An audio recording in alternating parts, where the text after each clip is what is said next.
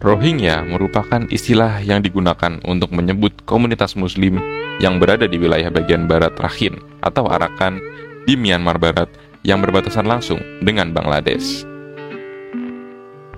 Kata Rohingya berasal dari kata Rohai atau Roshangi yang artinya penduduk Muslim Rohang atau Roshang, sebutan untuk daerah sebelum dinamai Arakan.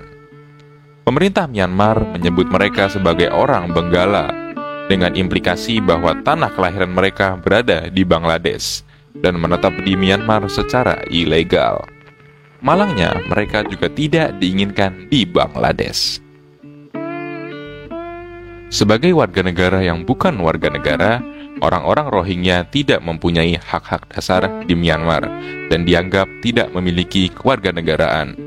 Meskipun Myanmar mengakui adanya 135 kelompok etnis yang berbeda, namun etnis Rohingya bukanlah salah satu dari mereka. Kelompok etnis minoritas Muslim Rohingya telah tinggal selama berabad-abad di Myanmar. Namun kalangan sejarawan bersilang pendapat apakah Rohingya memang sudah menetap di Myanmar sebelum kemerdekaan dari Inggris pada tahun 1948.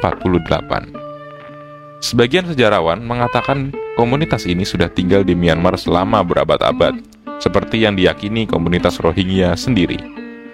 Pendapat kedua mengatakan mereka baru muncul sebagai kekuatan identitas dalam seabad terakhir.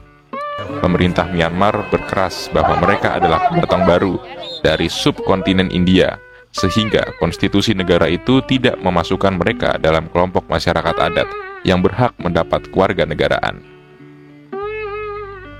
Myanmar memperoleh kemerdekaannya dari Inggris pada tahun 1948. Mereka juga tidak mengakui Rohingya. Sebaliknya, Myanmar berupaya mengusir orang-orang Rohingya, mengeluarkan mereka dari konstitusi mereka. Pada tahun 1982, Myanmar mengeluarkan undang-undang kewarganegaraan yang menolak kewarganegaraan orang Rohingya. Dampak praktis dari peraturan itu adalah hilangnya kewarganegaraan sebagian besar dari mereka, dan karena itu pula lenyap hak-hak sipil termasuk peluang ekonomi. Hak etnis Rohingya dibatasi secara hukum, seperti hak mereka untuk bepergian dan menikah berikut jumlah anak yang boleh mereka miliki. Secara praktis, akses terhadap pendidikan, pekerjaan, dan layanan kesehatan yang layak juga terbatas. Secara de facto, mayoritas Rohingya hidup di negara bagian termiskin di Myanmar, yaitu Rakhine. Dari sisi historis, keberadaan Rohingya tidak disukai oleh mayoritas penduduk di Rakhine yang didominasi oleh agama Buddha.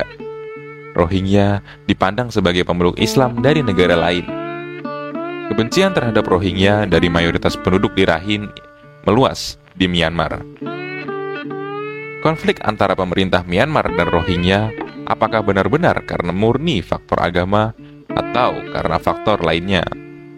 Ada sisi agama dalam konflik ini, namun juga ada ketegangan antar etnis dan ekonomi. Komunitas Rakhine merasa terdiskriminasi secara budaya, dieksploitasi secara ekonomi, dan terpinggirkan oleh pemerintah pusat yang didominasi oleh etnis Burma. Dalam situasi ini, etnis Rohingya oleh orang Rakhine dianggap sebagai pesaing dalam perebutan sumber daya, sehingga menimbulkan ketegangan di negara bagian itu yang kemudian memicu konflik dari dua kelompok etnis tersebut. Ketika Myanmar menjadi negara militer pada tahun 1962, etnis Rohingya menjadi korban penganiayaan yang disponsori oleh negara. Selama operasi Raja Naga, pasukan militer Myanmar menargetkan orang-orang Rohingya. Pasukan militer dituduh melakukan pelanggaran hak asasi manusia, termasuk pemerkosaan, penghancuran rumah dan desa, dan penangkapan massal. Beberapa orang Rohingya melakukan perlawanan dengan kekerasan. Pada tahun 2017, sekelompok militan Rohingya menyerang tentara Myanmar. Tentara menanggapi pemberontakan tersebut dengan operasi pembersihan. Sejumlah kelompok hak asasi manusia menilai langkah militer ini sebagai kebrutalan terorganisasi terhadap warga desa Rohingya. Gelombang besar orang Rohingya mulai melarikan diri dari kekerasan pada 2017 menuju ke negara tetangga, Bangladesh. Sebelum krisis tahun 2017, diperkirakan ada 1 juta orang Rohingya yang tinggal di Myanmar. Pada Agustus 2018, lebih dari 723.000 pengungsi Rohingya telah melarikan diri ke Bangladesh. Banyak dari mereka yang menetap di pemukiman pengungsi Kutub Balong yang kini menjadi pemukiman pengungsi terbesar di dunia. Laporan UNHCR atau lembaga yang menangani pengungsi dari PBB per 31 Oktober 2023 menunjukkan adanya 1.296.525 pengungsi Rohingya yang mencari perlindungan tersebar ke sejumlah negara. Bangladesh menjadi negara yang paling banyak menampung, yaitu sebanyak 967.842 orang. Diikuti dengan Malaysia sebanyak 157.731 orang, Thailand 91.339 orang, India 78.731 orang, dan terakhir Indonesia 882 orang. Meskipun jumlah yang masuk ke Aceh, Indonesia sedikit, tapi dalam 1 pekan terakhir, gelombang pengungsi Rohingya mengalami peningkatan lebih dari 100%, dengan jumlah sekitar 1.000 orang yang datang. Penyebaran ini terjadi karena ketidakpastian nasib mereka yang berusaha mencari suaka di negara-negara tertentu. Sementara beberapa negara Asia Tenggara, termasuk Malaysia dan Thailand, membatasi kedatangan mereka karena menghadapi krisis ekonomi selama pandemi penyakit coronavirus. Pengungsi Rohingya terus mencari keselamatan dengan menempuh perjalanan kapal yang berbahaya di laut, meskipun mereka telah mengetahui risikonya. Tahun lalu, 2022 adalah salah satu tahun paling mematikan dalam sejarah pergerakan maritim pengungsi Rohingya di Asia Tenggara. Dengan 348 orang secara tragis dipastikan tewas atau hilang, termasuk anak-anak. Perjalanan dengan kapal dapat memakan waktu hingga berminggu-minggu.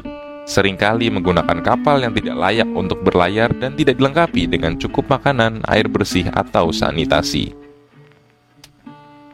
Mereka datang ke suatu tempat karena adanya keputusasaan yang disebabkan oleh meningkatnya pembunuhan, penculikan, dan situasi berbahaya di tempat mereka tinggal sebelumnya. Orang Rohingya pastinya tidak memilih menjadi pengungsi. Keterpaksaan yang dilatar belakangi karena faktor keselamatan yang membuat mereka mengungsi. Semoga ada jalan keluar bagi orang-orang Rohingya yang dapat merubah nasib hidup mereka sehingga mereka dapat hidup dengan layak seperti manusia lainnya.